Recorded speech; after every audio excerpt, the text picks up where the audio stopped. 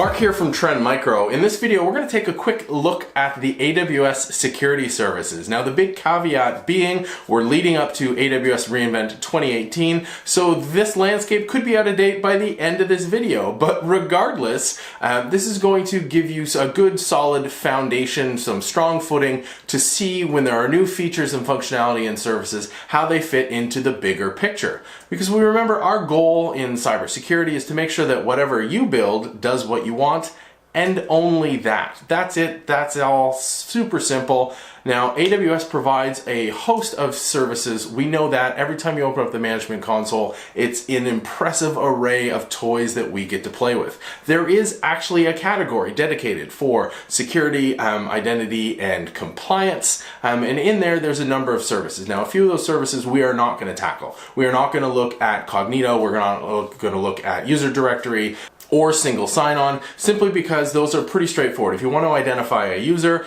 one of these three is going to meet your needs. What we are going to look at is the rest of those services. Now, here's how they lay out in categories per me. These are my categories because I think this is an easier way to look at it. In the top left corner, we have protected stores. So if you have something sensitive that you want to protect from a security perspective, it goes into one of these three services. Down low, we've got build tools. These work when you're building out your application, very handy in a CI/CD pipeline.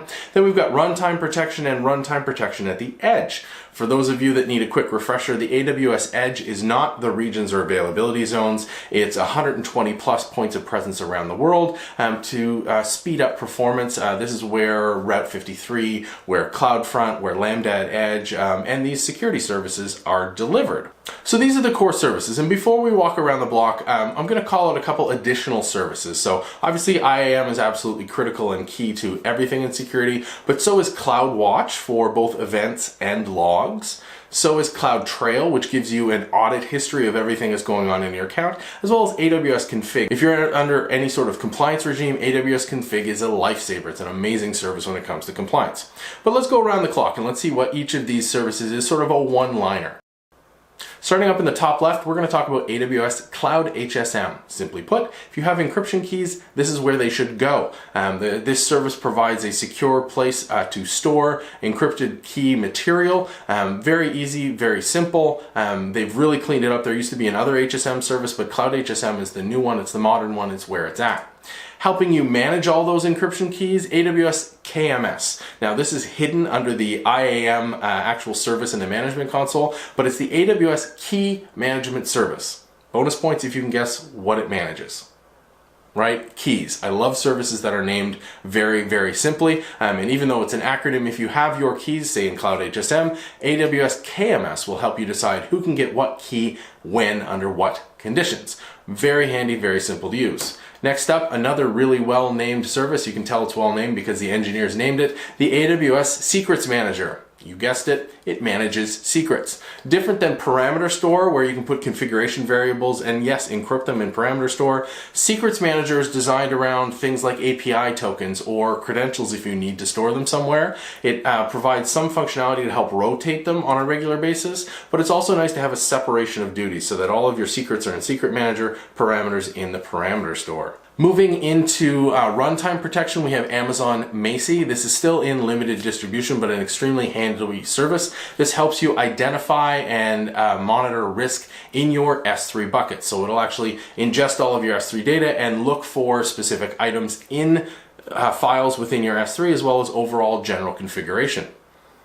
In the Edge services, we have AWS WAF, the Web Application Firewall. This is a preventative service that will help set rules in place to block high-level web attacks. Think like the OWASP POP10 and a whole lot more. Now, you can get rules, you can write your own rules, you can get rules from the AWS Labs GitHub account or from the rich APN marketplace. You can get a whole bunch of managed rules through there. Very, very easy.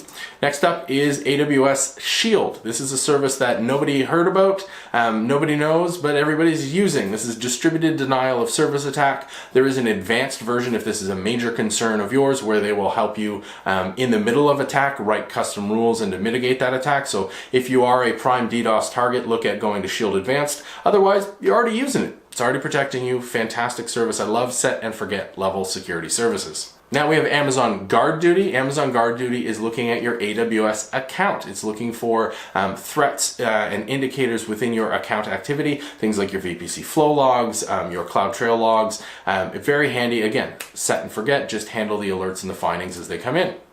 Moving into the build chain now, we have Amazon Inspector. This is actually an agent that runs on your EC2 instance and does what's called an assessment. And it's looking for software vulnerabilities, configuration issues on your EC2 instance. So unlike Guard Duty, that's the account, Inspector moves down into the instance. Now we've got AWS Certificate Manager, very simple, great name, no excuse not to be encrypting things at rest and in transit. Certificate Manager allows you to programmatically not only request and receive TLS and SSL certificates, but also to refresh them. Again, extremely fantastic service, very low friction. It's removed all the normal challenges around certificate management. Highly recommended, zero excuses. You should be encrypting everything. And now we come to my absolute favorite service, Artifact. It's my favorite service because it's literally just one page. It's a page full of buttons. And you click on a button and you get a document. Super exciting security service. Why do I love it so much? I love it because it's actually its own service and it's literally a page full of buttons. But it solves a very real need. If you are doing any sort of compliance activity on AWS, in the AWS cloud, you need to make sure that you're using compliant services, and when it comes audit time, you need evidence from AWS.